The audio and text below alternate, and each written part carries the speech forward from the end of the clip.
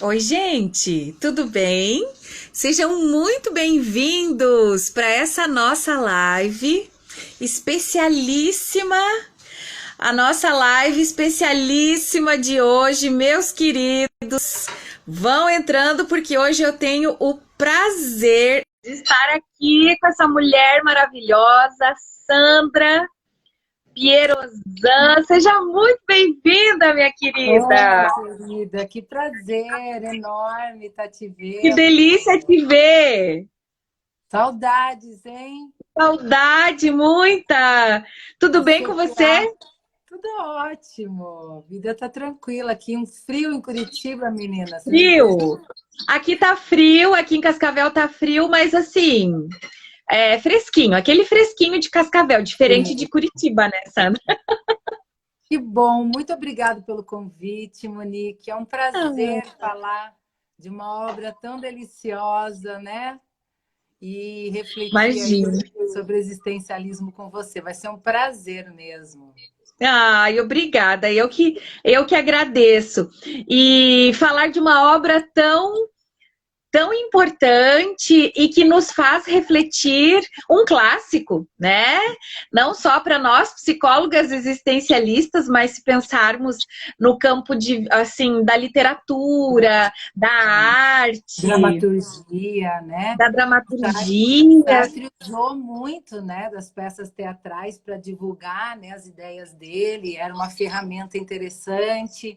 Ele acreditava que a palavra se transforma em ação, né? E usava de forma brilhante. E Entre Quatro Perfeito. Paredes, ela tem uma postura estética. Então, ele escreveu numa época também sem aquele cunho necessariamente político, né? Então ela tem um lado filosófico tão bacana. Eu acho Muito até que rico. muito rico. E a gente pode fazer uns links legais agora com esse momento também, né? De reflexão. Sim, Tem sim, muita coisa sim. boa para a gente falar aí. Muita coisa boa, minha querida. Antes de nós começarmos, eu já te apresentei assim um pouquinho, mas eu gostaria que você falasse um pouquinho de você, do teu trabalho, da tua experiência também como Vamos psicóloga lá. existencialista. Eu acho que é bem importante, né? Conta Sim, de você um pouquinho pra gente. ponto. Ai, que bom. Bom, eu estou formada em psicologia já faz 20 e poucos anos. Passa muito rápido. Muito rápido. Muito. E assim, eu sou de Cascavel, trabalhei com a Monique na Unipar, né, um tempo. Fui professora universitária por um bom tempo. Hoje, o meu foco é clínico, fui supervisora de estágio clínico na existencial, mas hoje o meu foco é clínica, né, sou psicoterapeuta.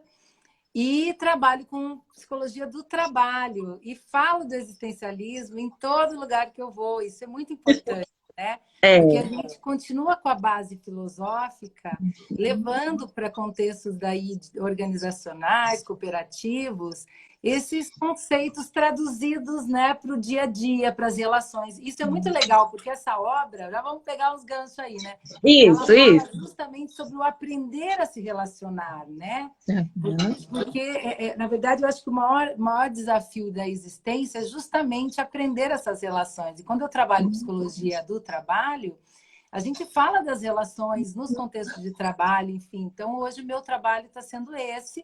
Eu saí de Cascavel já faz 5 anos que eu estou em Curitiba, né? E Curitiba me trouxe uma dimensão que era o que eu estava buscando também. Eu sou uma pessoa um pouco agitadinha, né? Que não para e tal, e sou meio. Então, Curitiba me trouxe esse dinamismo que Cascavel já não dava. Eu já queria, né, arriscar outras coisas.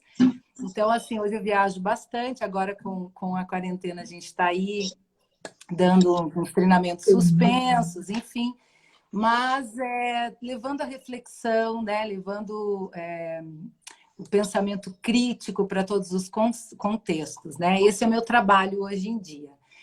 E Perfeito. eu até falo que às vezes eu sinto saudade de conversar com psicólogos, parapsicólogos, né? O pessoal aí de Cascavel estava até marcado, era para eu estar indo para Cascavel agora, porque dia Sério? 20, fim de semana que vem, eu ia dar aula na pós ali na Unipar de fenomenologia. que eu tenho um módulo que eu dou lá sobre relações de trabalho. Então, falando de como aplicar a teoria do existencialismo para a gestão de pessoas, né? Esse é o meu trabalho hoje. Então, falando bastante de mercado de trabalho, de autorresponsabilização, do que você faz com a sua carreira profissional, você é livre para construir sua carreira profissional. Então, assim, essa questão da imagem, né? Que é o que nós vamos falar hoje muito, né? Da imagem que eu construo na minha existência. E eu lembro uma vez quando eu fui dar uma matéria lá na Unipar até, sobre relações do trabalho, e alguns alunos falaram, ai, professora, era para o 5º ano. Ai, professora, que bom que a gente vai falar sobre relações do trabalho, porque a gente não viu o trabalho ainda. Então, como assim? Vocês não estudaram 5 anos do ser humano? É impossível falar do ser humano sem falar do trabalho. Por quê? Porque a gente está na escola se construindo para o trabalho. Né? O trabalho tem a ver com a nossa identidade, que é como eu também me coloco no mundo, a minha construção de quem eu sou. Então, hoje eu me sinto super realizada em trabalhar nessa área, né? É uma área promissora, cada vez crescendo mais, cada vez mais necessário a gente falar, levar a psicologia para os contextos das empresas, enfim. Eu falo muito, olha aí, só esse resumir já foi horas aí. Mas bom que o povo entrou, quem me conhecia já me conhece. Eu acho que vai precisar ser mais de 1 hora essa live aqui, com essas duas macacas. Né? A gente fala muito.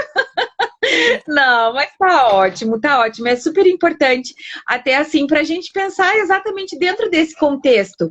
Essa obra, Entre Quatro Paredes, então, pensando justamente nessa questão dos relacionamentos e que está dentro de todos os contextos. O contexto do trabalho, dentro da família, no ambiente escolar, ou seja, nós nos relacionamos o tempo todo. E quando nós estamos sozinhos, nós nos relacionamos conosco. Então, e nos pensamos enquanto ser. Então, essa é uma discussão muito necessária. Eu estou vendo que tem muitos alunos entrando aí. Fiquem bem à vontade, gente. Pode eu estou com saudade de ser prof. É a coisa mais gostosa, né? Hoje eu trabalho com educação continuada nas empresas, mas sinto saudade da sala de aula muito. Eu falo que eu ainda vou voltar. Não sei quando, mas volto. É muito bom, né, Sandra? É muito bom. E esse carinho e o quanto que a gente se constrói também. Porque a gente precisa, né, estar nessa rotina, nessa dinâmica, é sempre muito bom. Meus queridos, então... Eu encontro muitos ex-alunos nas empresas, né? Eu vou nas empresas aí, porque daí eu viajo muito, né? Ó, Bruna é lá da empresa que eu dou treinamento. Um abraço, Bruna. Ai, que bacana! Bacana, né? Que eu falo do existencialismo. E todo mundo que passou por treinamento pode não conhecer de psicologia, mas sabe um pouquinho de mas de existencialismo vai... Né? Mas que ótimo. ótimo. A gente viaja, né, nas empresas e vê ex-alunos fazendo um bom trabalho, isso dá um orgulho, assim, e é muito prazeroso. Que eu acho que também muito é um pouco disso que a gente vai falar, do legado que a gente deixa enquanto vive. Com certeza. Vamos falar da obra, então? Vamos, bora. Gente, vocês estão vendo esse triângulozinho aqui embaixo, que parece um aviãozinho? Clica aí, convida os amigos para vir todo mundo assistir aqui essa live com a gente. Essa live vai estar disponível depois no canal do YouTube, Monique Farber. Mas, se vocês quiserem participar conosco ao vivo, é só clicar aqui nessa setinha e convidar os colegas. Fiquem muito à vontade. Gente linda, bora lá. Nós vamos falar dessa obra fantástica que desperta várias possibilidades, né, de pensar, de refletir sobre o ser humano. Vai falar sobre 3 pessoas muito distintas, com histórias de vida muito diferentes, que estão entre 4 paredes. Morreram e foram para esse local e estão ali tendo que conviver e aguentar, né? Acho que essa seria a palavra, né, Sandra? Aguentar e pensa eles também vão se descobrindo nessa convivência, eles também vão se olhando.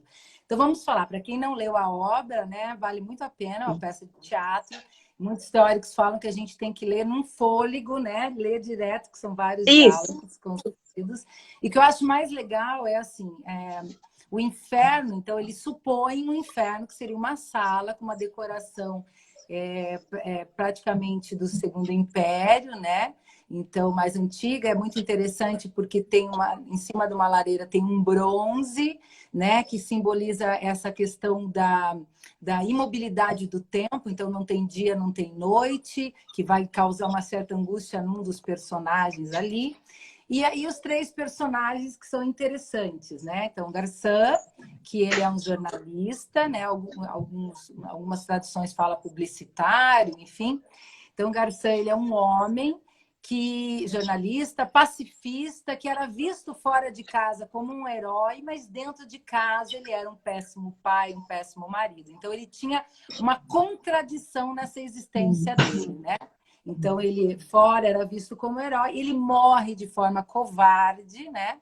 Então, ele tem essa briga, esse conflito com a própria imagem entre o herói, né, que ele desejava ser, e o covarde, que era como ele se percebia e se via ali. Segunda personagem, Inês. Vai falando aí, Mônica, a gente vai construindo junto, tá? A segunda personagem, a Estelle, né? Vamos falar dela. Era uma mulher, uma burguesa fútil, muito bela, que precisava e que passava aquela imagem. Ela era uma jovem órfã, que casou com um homem mais rico e mais velho, porque o irmão era doente. E ela passa uma imagem de bela, de gentil, tanto que ela fala, eu não sei por que eu estou aqui, né? Ingênua. Minha vida está tudo tão ótima, eu não sei. Então, ela é a última, por exemplo, a revelar o crime dela, né? Enfim. Uhum. E Inês, uma mulher forte, grosseira, ela é homossexual, ela se apaixona depois pela Estelle, né, no meio da história, e ela, em muitos momentos, ela tem uma representatividade forte no texto, porque ela acaba se tornando carrasco dos outros dois, em muitos momentos. Então, é interessante porque a Estelle, ela tem esse lado mais grosseiro, amargo, né? A Inês, isso. A Inês, desculpa. Mas ela escancara daí a má fé do outro em muitos momentos. Isso. E essa questão da má fé, eu acho que é bem legal da gente discutir. Até esses conceitos, assim, que são bem existenciais, mas que vão embasar essa obra e a relação desses personagens. A má fé é quando nós mentimos para nós mesmos. Eu conto uma inverdade para mim. Então, o quanto que isso é difícil a partir do ponto de vista quando é desvelado, revelado, ou o outro aponta aquilo que eu não queria ver. Como assim? Eu não me considero, como o Garçom, eu não sou um covarde. Eu não sou esse. Só que assim, ele se percebe assim, né? O outro, e isso que é o mais legal da obra, que a gente vai construindo, mas lá a gente vai percebendo que o inferno ele vai se construindo assim como a minha existência vai se construindo. O inferno não me é dado, né? Não tem estacas, que é isso que o Garçom pergunta, porque ele é o primeiro a chegar. Onde estão as estacas? Onde estão as grelhas, né? Isso, não tem nada fogo. demoníaco no inferno, né? Agora, ele percebe que não há janelas, não há espelhos, ele percebe que o criado, como é que é? O criado.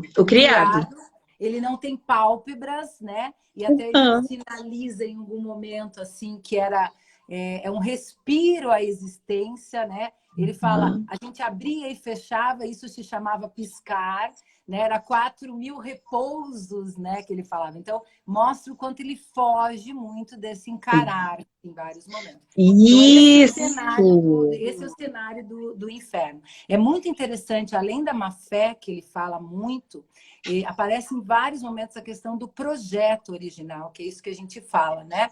O projeto, ele se revela na minha ação.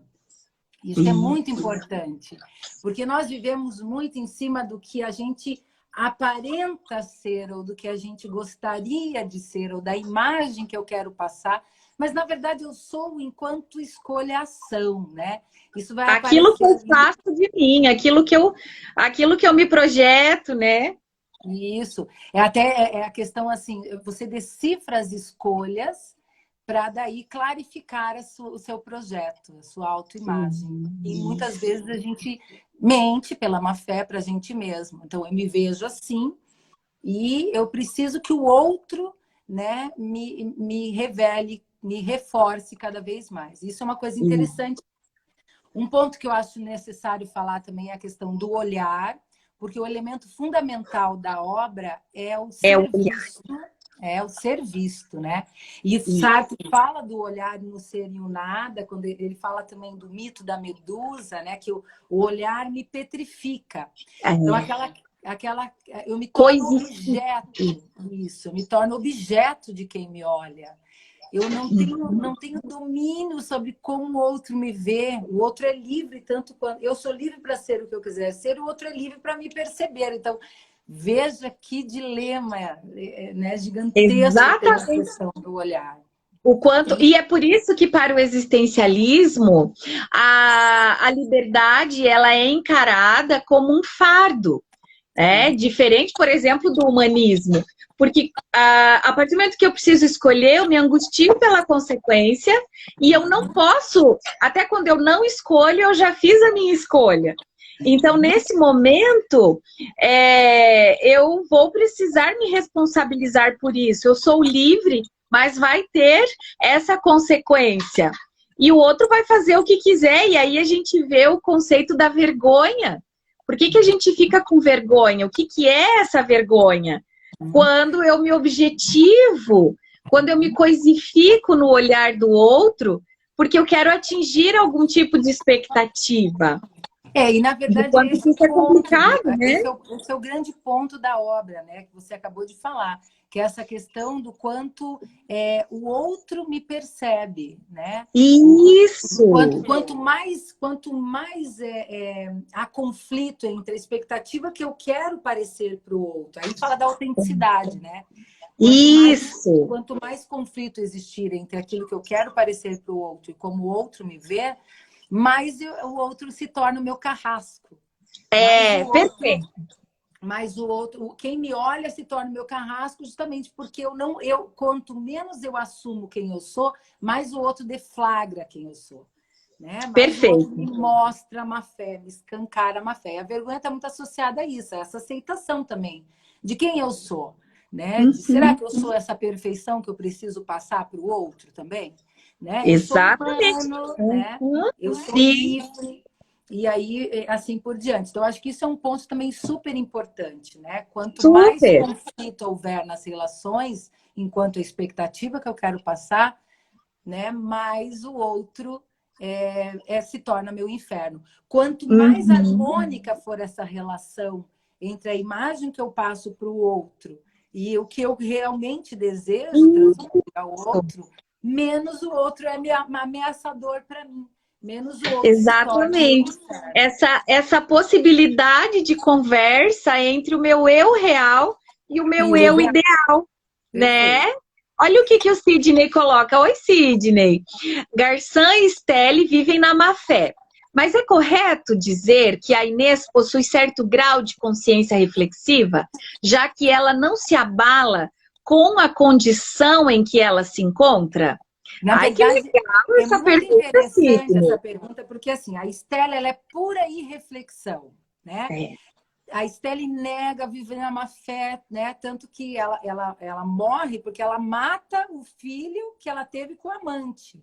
E ela primeiro ela não sei por que eu estou aqui. Então ela é pura irreflexão, né? Ela é pura superficialidade, ela é uma compreensão estética, né? Que aí a gente vai buscar lá em Kierkegaard, né? Estética, enfim, superficial. E a Stella, eu até separei algumas frases.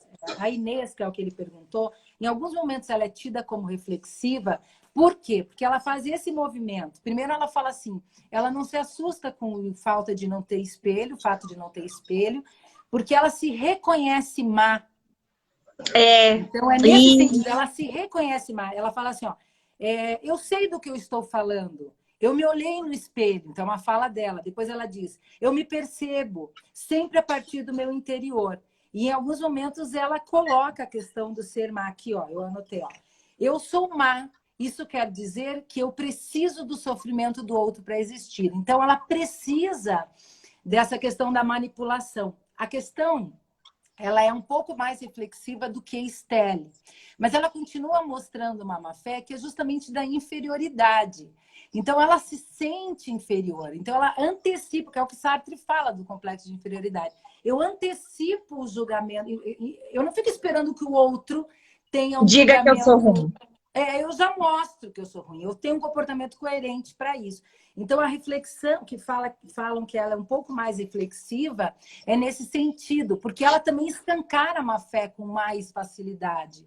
Ela zomba deles, né? Tem uma hora que Garçom fala assim, eu escolhi ser herói, né? E aí ela fala, não, isso também anotei. Ele coloca, deixa eu achar aqui. Ó, eu não sonhei com esse heroísmo, eu escolhi. A gente é o que a gente quer. E aí Inês denuncia a incoerência e fala assim, somente os atos decidem a respeito do que a gente quis. Então, ela tem um pouco mais o grau da reflexão quando ela deflagra com mais facilidade a má-fé. Então, é mais nesse sentido que em muitos estudos se colocam ela como uma consciência mais reflexiva em contraponto de uma superficialidade irreflexiva que é da Estelle. Mas é claro que ela tem, né, as questões dela ali, né? Tem um ponto muito legal que o Sartre coloca nos 3 personagens, que é quando eles começam a se desligar da Terra. E quando ele começa a se desligar da Terra, são quando eles reconhecem o fracasso do projeto deles, né? Todos eles têm esse momento, né? E a Inês, o momento dela é que ela, a questão da inferioridade.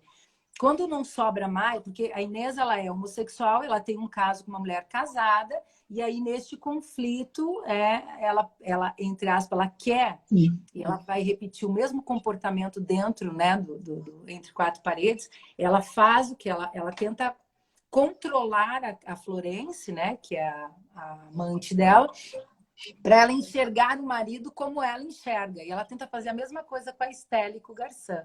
Porque ela se apaixona por Estelle e ela precisa que a Estelle seja manipulada por ela.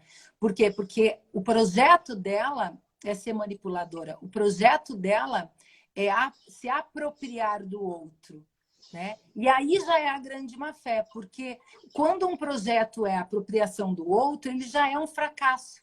Porque o projeto é por aquilo que você é. Mas ela não consegue fazer isso porque ela se vê inferior. Então, o jeito que ela encontra de se mostrar superior é dominando o outro. Então, é só nesse sentido que muitos estudos falam que ela é um pouco mais reflexiva, mas ela tem lá as suas questões, como todos nós. Veja, não é porque eu e você somos psicólogos, estudamos e vamos ser reflexivos, que isso vai ser uma coisa plena para sempre, forever. Não, é uma busca contínua de encontro. É uma construção, com certeza. Com toda certeza. Ai, que delícia te ouvir. Que delícia. Que saudade que eu tava. Minha querida, que bom te ouvir. Não, e essa hora da noite só faltou uma taça de vinho pra gente tomar. Ai, sim! Você viu que a coisa mais boa. E se a gente pensar também o quanto que a Inês, nessa construção, ela realmente, aí como você coloca, essa questão do projeto dela e da má-fé, e quando ela precisa se apropriar do outro, e ela diz, eu sou má. O quanto que ela vive, e esse é o objeto, né? Essa inferioridade que ela tem, ela se limita as suas possibilidades. Ela se coisifica, né? Ela paralisa quando ela diz eu sou. Então, a partir do momento que a gente entende que somos esse constante vir a ser, esse projeto inacabado, a possibilidade que existe de aprender. Porque quando ela diz assim, eu sou esta, todos eles ali, né? Sim. Querendo negar. Então, nesse momento aparece a má-fé de todos eles. Tem Pode falar, minha querida. Eu ia falar do olhar, do que cada um Uma precisa do parte olhar do que eu outro. acho bem importante, que o quanto que ela é ríspida e grosseira, e numa frase, logo aqui no início do texto, quando ela chega, primeiro chega o Garçom, depois ela, aí ela vai falar assim, ela reclama do tique que ele tem com a boca e não gosta, né? Aí o Garçom diz, desculpa, eu não tinha percebido. Ela falou, é justamente o que eu estou te censurando, esse tique, de novo. Pretende ser bem educado e deixa sua cara assim à toa. O senhor não está sozinho e não tem o direito de me impor o espetáculo do seu medo. Então, aquilo que você falava antes, né, Sandra? Ela escancarava a má fé e tudo mais, porque ele, né, não, eu sou um herói de guerra, eu sou um herói, eu sou, né? Não, na verdade. E aí ele fala, tá, mas e a senhora não tem medo? E aí, olha o que ela diz, para quê? O medo era bom antes, quando tínhamos esperança. Eu acho essa frase tão Muito forte. forte, assim, né? O medo era bom antes, quando nós tínhamos esperança. Então, quando se finda, né, diante da morte, todas as possibilidades acabaram. E, na verdade, eu acho que uma das grandes... eu acho que as sacadas de Sartre, né, nesse texto é justamente porque ali é o projeto acabado, é o ser mesmo, né? Ela não tem mais como ser outra coisa, ela sou uma, ponto, porque ela morreu. Ele desperta uma reflexão para esse despertar com relação ao ser para a morte. Né? Isso. Eles não têm essa reflexão, eles não pensam sobre isso. O que eu estou construindo para mim, né? Eles não fazem isso em vida, eles vão fazer ali, né? Já depois da morte, que eles se dão conta desse projeto, desse olhar que ele precisa ser, que eles precisam sustentar o tempo inteiro esse olhar. Isso é uma coisa super interessante. A Estelle, ela precisa do olhar do Garçom para manter a sua imagem de bela, de desejável. Isso. A Estelle, ela não consegue se ver, tanto que ela fala assim, ó, se eu não me olhar no espelho, eu preciso me apalpar para saber que eu existo. Veja, olha como ela precisa... Me empreste os teus olhos para eu conseguir me enxergar, né? E ela, quando ela desconecta da Terra, né, quando ela desliga da Terra, é justamente quando a amiga Olga tá dançando lá com o rapaz e conta que ela matou o menino. E aí ela tem uma fala ótima, que é assim, ó, quer ver? Ele me chamava de pérola, seu cristal. Bem, o cristal se estilhaçou. E aí ela volta-se para Garçom e fala, ela fala, eu não escuto mais nada. A terra me abandonou. Garçom, me olha, me abraça. Daí ela precisa do olhar do Garçom, para que ele possa manter essa ideia de desejável, essa ideia de bela, essa imagem que ela precisava ter naquele momento. Já o Garçom, ele precisa do olhar da Inês para manter, para justificar a covardia dele. E a Inês precisa do olhar de medo amedrontado para manter o projeto de manipuladora, que é aquilo que ela tem. Então, quando eles se desligam desse projeto na Terra, eles precisam ali, e aquilo vai aparecendo com força, porque eles precisam manter esse projeto ali dentro também, né? Perfeito. Então é muito interessante. E por aí exemplo, é nessa dinâmica em que eles acabam sendo o carrasco do outro. Porque em alguns momentos eles dizem assim, não, eu vou fechar meus olhos, eu não quero. Porque se um sai dessa dinâmica, eles acabam perdendo. Tanto que no final termina dizendo assim, tem lá a discussão, enfim. E aí, pois bem, continuemos. Ele fala, tá bom, continuamos. Porque não tem como você fugir da relação humana, que é isso que Sartre tenta dizer. A nossa consciência ela é livre para existir e condenada para existir com outras pessoas. Então, eu não posso fugir deste olhar do outro. A minha tarefa é me relacionar com este outro. É harmonizar quem eu desejo ser com aquilo que eu sou visto pelo outro. Isso é muito interessante. Isso é muito importante. Isso é muito importante. Porque quando as pessoas não têm medo desse julgamento alheio. Porque todos eles não param para refletir sobre eles estão tão presos a um código moral enquanto vida, tão presos a como eles serão julgados por isso, que eles, enquanto vida, não se atêm a ser quem eles querem ser e assumir autenticamente quem eles são.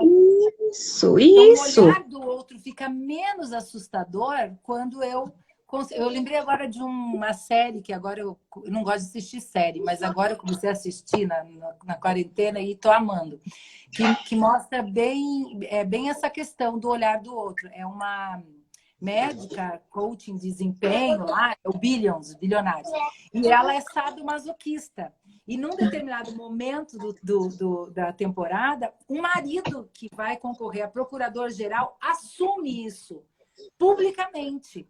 E ela entra e ela fala, meu Deus, como eu vou ser vista? Porque imagina a nossa questão de trabalhar com comportamento humano. Sim, sim. De repente ser revelado algo tão íntimo, né? Então ela entra num questionamento, é muito interessante. E aí ela vai buscar na internet o que estão falando, e as pessoas estão falando muito. Falando, imaginando, e aí ela fala que ela começa a olhar para aquilo e aquilo começa a fazer sentido. As pessoas, eles não sabem nem quem eu sou. Isso é muito interessante, porque ao ver o que as pessoas estão falando, ela relaxa e fala, bom, eu sou isso, é isso aí, e é o que tem para hoje. Olha que legal essa postura. Porque se ela continuasse dentro do movimento neurótico, ela poderia surtar, por exemplo. Né? Ela fala, nossa, e agora? Como que eu vou sair de casa? Então, isso é muito legal. Quanto que as pessoas podem escolher ser de diferentes formas? De dentro de um mesmo... Primeiro se aceitar. Eu sou o que eu me coloco a ser. E aí o olhar, eu tenho que entender assim, ó, o ser humano ele é uma totalidade, ele não é uma coleção. Sartre fala disso, né? Eu não posso entender o ser humano com comportamentos isolados. Mas quando eu observo alguém, eu pego um comportamento dessa pessoa e petrifico, né? Uhum. Eu olho para você e eu imagino, né? Eu te interpreto e a partir dali eu te compreendo. Veja que perigo que é isso. Se eu falo um perigo. Um perigo que é o olhar, né? Que responsabilidade eu tenho no olhar para com o outro. Então, quando eu sei quem eu sou, quando eu sei que eu sou totalidade, quando eu sei que eu sou muito mais do que um comportamento, aí esse olhar que me petrifica, ele não tem tanto peso assim, né? E isso possibilita que eu me arrisque cada vez mais. E eu seja eu mesma. Eu trabalho muito em terapia, bem isso, né? Você precisa saber quem você é, ter segurança de quem você é para você poder arriscar olhar para o seu lixo, para a sua sombra, pro seu não ser. Mas se eu não tenho uma base firme, não, eu sou uma pessoa, né? Eu me compreendo, eu me coloco no mundo dessa maneira. Se eu não tiver essa segurança, agora nessa época de pandemia, eu trabalho muito isso com os clientes. A gente está cheio de incertezas. No que você se apega? Em que você se apega? E tem que ser em mim, tem que ser na competência que eu tenho, tem que ser na minha vontade. Se eu for pegar fora, eu me perco. Né? A gente não tem controle. Não tem controle, não tem como. Não tem como. Perfeito, perfeito. Agora me ocorreu aqui uma outra proposta. E se nós pensássemos, então a gente sabe que, aqui a partir da obra, Garçom, Estelle e Inês, dentro da má fé, continuam nesse processo e num movimento neurótico. Como seria um movimento saudável? Como seria um movimento autêntico? Vamos trabalhar isso? Acho que seria bem legal. Isso é muito legal, só que não dá para falar deles três, porque eles já estão mortos. É o que eles fizeram enquanto isso, nós precisamos nos inspirar na tragédia dos três lá, vivendo eternamente nesse olhar, né, de julgamento, que é isso que lhes resta, né? Ficar se sustentando nessas relações, né? O projeto, eles não têm mais como ser outro projeto. E não, porque já acabou. A questão de como nós podemos nos inspirar com relação a isso. E aí a pergunta que eu faço, como é que você quer ser lembrado? Isso. Quando você morrer? Essa é a grande questão. Né? E que faz tanto sentido agora, né, Sandra? Total, e que faz tanto sentido com o que nós estamos vivendo, com a insegurança desses tempos, com a insegurança econômica, de saúde, enfim.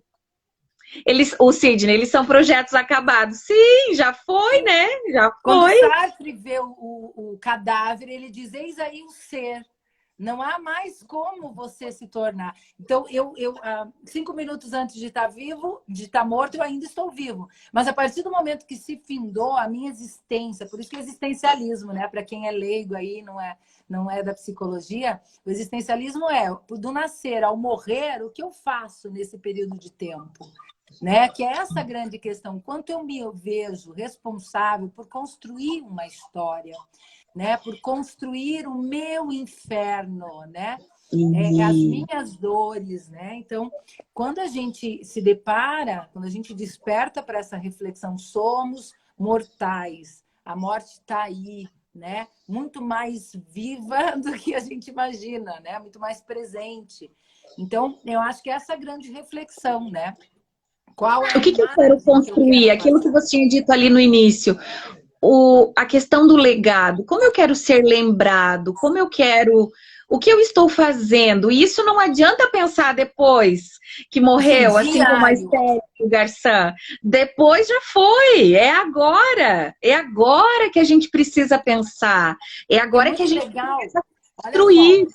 o Garçom, quando ele se desliga da Terra, é justamente quando ele começa a ver lá no velório dele e fazer as reflexões, e aí ele tem uma fala ótima. Ele fala assim, ó, se houver uma alma, uma única alma, para dizer que eu tenha coragem, eu estaria salvo. Olha como ele fica preso nesse olhar do outro. Refém, totalmente refém do olhar do outro. E isso, que é essa grande questão, como eu assumo a responsabilidade? Porque assim, ele se esquiva, ele foge, né? O tempo inteiro, tanto que tem momentos que ele fala, vamos ficar em silêncio, ele sente falta do piscar, que é essa fuga da existência, né? Então ele precisa disso. Na verdade, enquanto vida, é justamente isso. Eu falo muito sobre isso nas empresas, a questão do posicionamento, de você falar aquilo que você percebe, de você assumir como você vê as situações, que aí você está existindo de fato, no sentido de coerência com aquilo que você visualiza para você e para o outro. Então, essa reflexão, como eu quero ser lembrado, tem muito a ver com o meu projeto, né? Tem muito a ver com aquilo que eu me responsabilizo pelo que eu quero deixar nessa existência. E essa é a grande questão mesmo, né? Então, quando a gente fala em existencialismo, é isso. E se nós pensarmos até na própria etimologia da palavra, né? Existencialismo. O que é essa existência? Por que a existência precede a essência? Porque eu preciso existir, eu preciso me mostrar, eu preciso agir. É através dos atos que eu vou construir isso. Pensando nessa questão, até a colega ali falou, nossa, que forte pensar sobre isso, a questão do morrer e do viver. Tem uma geriatra, Ana Paula... Maravilhosa. Maravilhosa, Quintana, né? E aí ela vai falar quando que eu preciso me preparar para a morte, ou quando eu preciso me preparar para a velhice. Agora, hoje, né? Quando que eu preciso? Porque se nós somos seres, a partir do momento que eu consigo entender a vida e olhar para isso e aproveitar essa vida, é quando eu consigo entender que essa vida terá fim. Porque nós não somos... Né?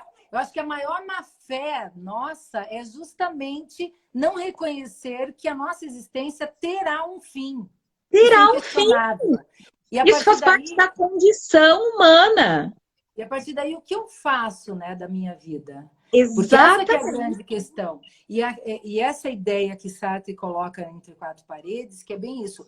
Por exemplo, o jogo de espelhos, que é como eu sou visto pelo outro, já me é dado. Então, de que forma eu me assumo verdadeiramente para não ficar refém desse olhar do outro? A partir do momento que eu não consigo me enxergar, eu preciso que o outro faça. Quando eu não consigo me perceber, eu preciso do olhar do outro. Né? E isso é tão perigoso, né? E é muito comum ver isso no consultório, por exemplo. De pessoas precisando, por exemplo, estar num relacionamento para ser visto. Aí eu tenho valor. Por quê? Porque alguém alguém quer estar comigo. Se eu não estou com ninguém, quer dizer que eu não tenho valor. Gente, aonde que está o crivo disso, né? Exatamente. E é muito triste a gente precisar disso, porque a nossa existência, ela pode ser maior, ela pode ser melhor, a gente pode aproveitar muito mais, viver de uma forma muito mais intensa quando nos entendemos livres e respeitamos isso. E aí respeitamos a liberdade do outro também. E aí eu consigo conviver porque eu entendo que o outro também é livre. Também é livre. Que essa é a grande questão que a Inês não conseguia, porque ela precisava aprisionar o outro.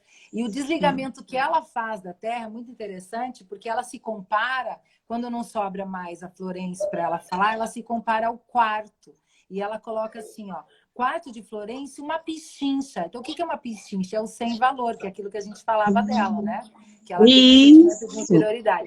E daí, quando ela se desliga da Terra, ela fala assim, ó, eles o alugaram, acabou, não vejo, nem escuto nada. Acho que o meu laço com a Terra acabou. E agora é a grande questão, não tenho mais álibi, estou me sentindo vazio.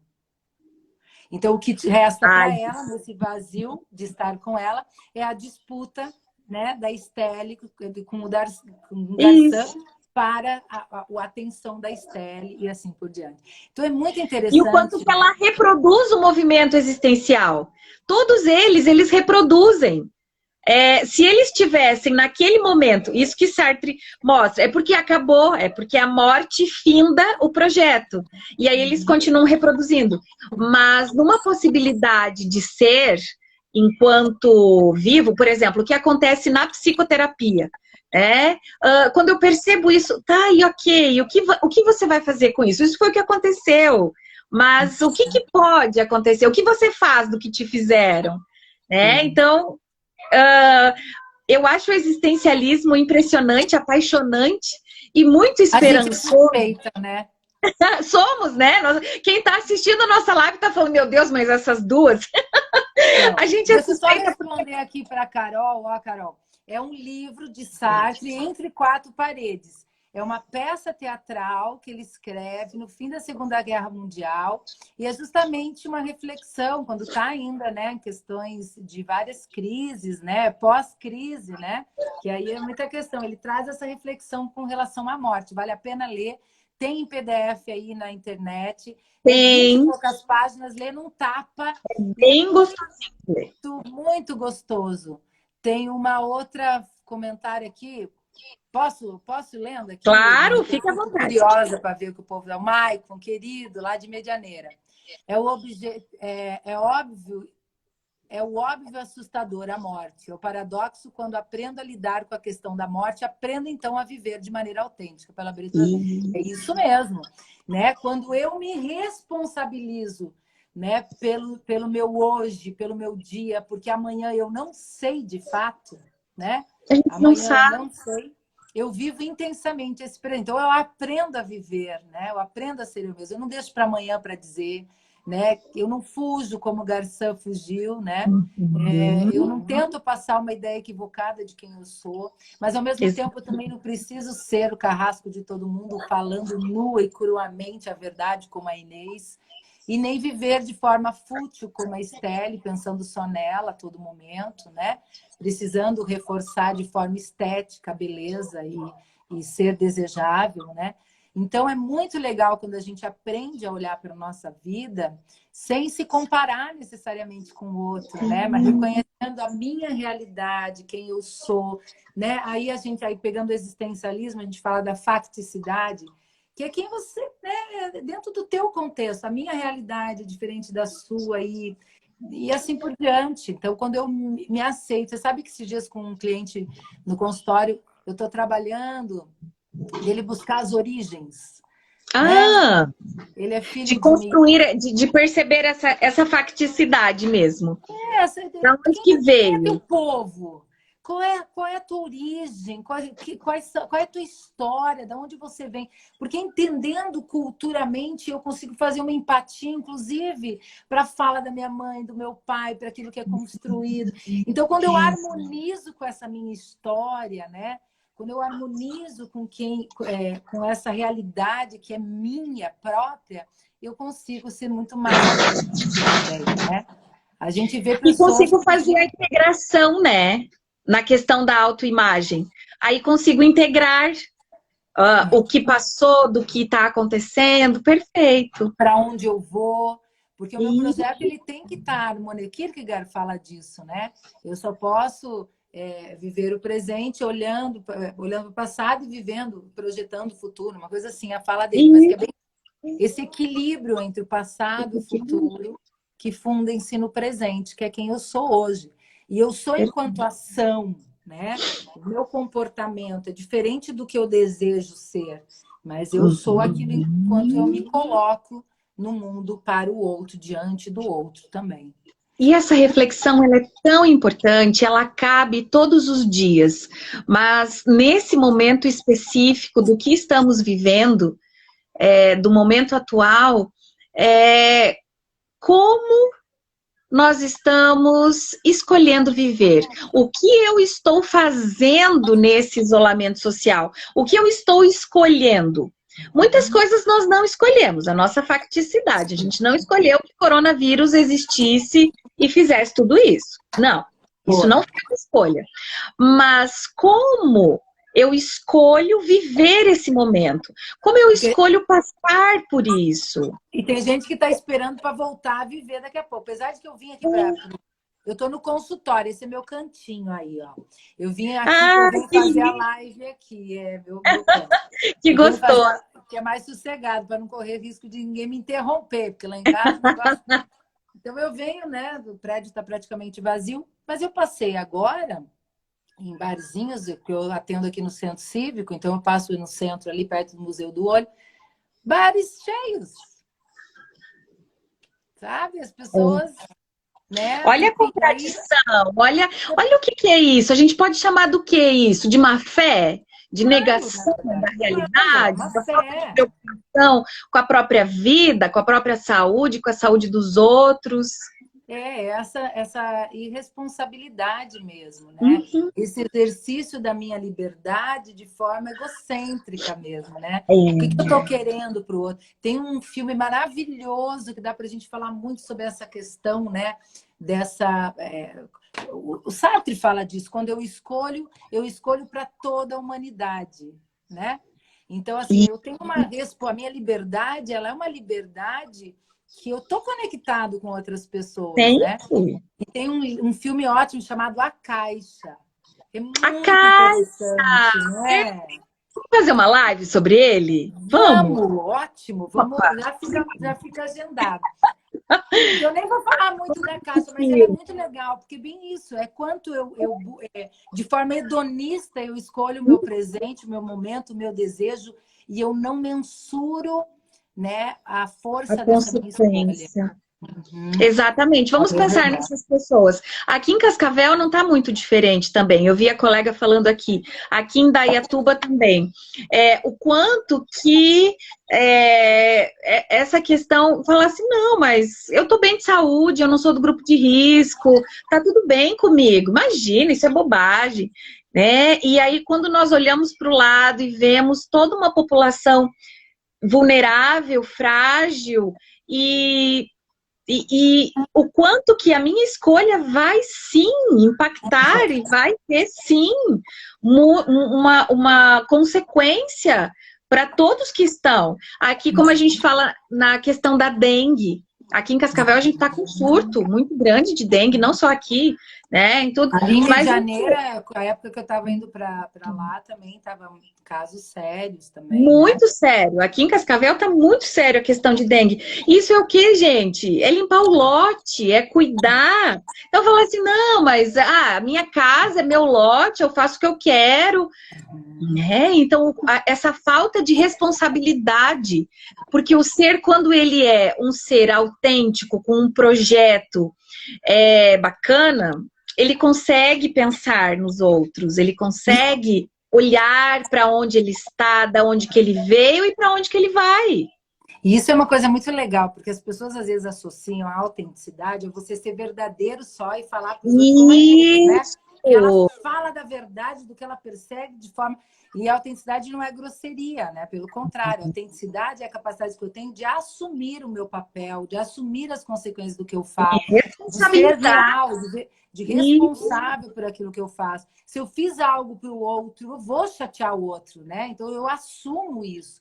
Então tem muito mais a ver com essa coerência, né? Entre a capacidade que eu tenho de analisar, de refletir, de autocrítica, de me responsabilizar pelo que eu sou, pelo que eu faço, por como eu me mostro, né, para o outro também. Né? Como eu assumo determinados comportamentos. Enfim. Perguntem Perfeito. aí, gente. E você sabe, Sandra, que esse equívoco, ele ainda persiste, né? Ainda hoje a gente ouve de vez em quando essa questão de autenticidade ou etc. E quando nós pensamos lá no início, lá do pós-guerra, lá do existencialismo, etc., na fundação, a gente tem até aquele livrinho do João da Penha, o que é existencialismo, que ele vai falar... Manda um beijo para a Deise, que ela falou que eu tô bonita com esse batom. Ai, sua linda! É uma querida. E que ele vai... aqui, né? Tá. E que ele vai falar sobre justamente essa questão que o existencialismo, ele de repente se tornou uma dos vocábulos mais equivocados ao longo da história da filosofia, justamente por entender que os existencialistas eram aquelas pessoas amorais, irresponsáveis, que faziam baderna, que não se responsabilizavam, sendo que o existencialismo propõe exatamente o oposto. É o contrário. Existe na história, né, o movimento hippie de liberdade, eles vai se inspirar muito, né, em algumas falas lá de Sartre, né, sobre liberdade. Sim. Ele vem quebrando muitos paradigmas na época, né? Mas a partir do momento que você estuda de fato existencialismo, você entende que essa liberdade, ela é situada. Ela é situada. É uma liberdade que você faz o que você quiser, é uma liberdade de você assumir. Tanto que Sartre, quando está preso, ele diz, nunca fui tão livre, né? Porque ele entende que para defender aquilo que ele acreditava, ele é livre ao defender o que acredita, nem que isso leve para a prisão, né? Essa que é a grande questão. Então, a liberdade é justamente em como eu lido com a situação que me é dada, né? Como eu lido com esse momento. Uma liberdade de sentimento, é uma liberdade de pensamento, também de ação, mas principalmente o que eu faço com isso, o que eu faço. Que é essa liberdade enquanto ser autêntico, né? Aquilo que eu acredito e como eu me mostro. Independente de como isso vai. Porque, assim, as quebras de paradigma, elas vêm a partir do momento em que as pessoas assumem posturas, muitas vezes, contrárias àquilo que está instituído, né? E, para isso, ela precisou validar uma reflexão, a forma que ela entende as coisas.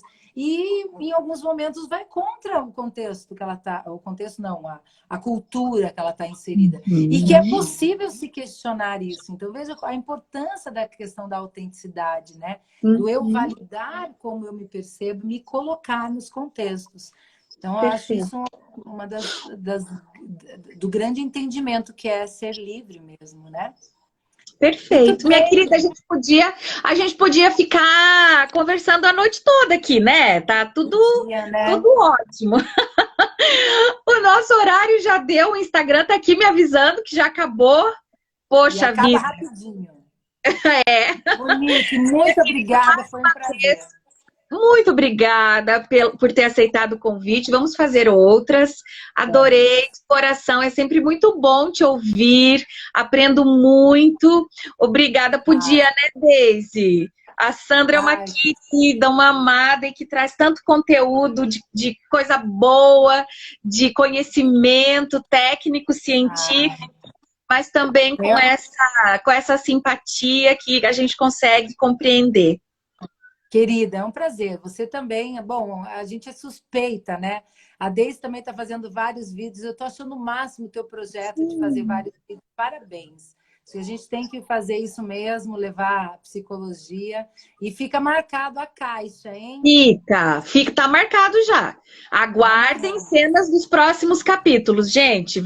Teremos mais sessão de pipoca e psicologia por aí. Isso aí. E aí, quem gente, não obrigado conhece, por todo mundo que... Quem não conhece, siga a Sagicom, que é a empresa que a gente trabalha, que tem umas coisas bem legais também. Isso, como que é o nome, Sandra, que tá aqui no Insta? Sagicom Possibilidades. Sagicom Possibilidades, isso. Vamos seguir, que tem muita coisa boa, muito conteúdo de qualidade que a gente precisa ver. Gente linda, um super beijo, obrigada a todos que nos acompanharam, que passaram por aqui. Isso, Deise, escreve aí para nós, para deixar registrado.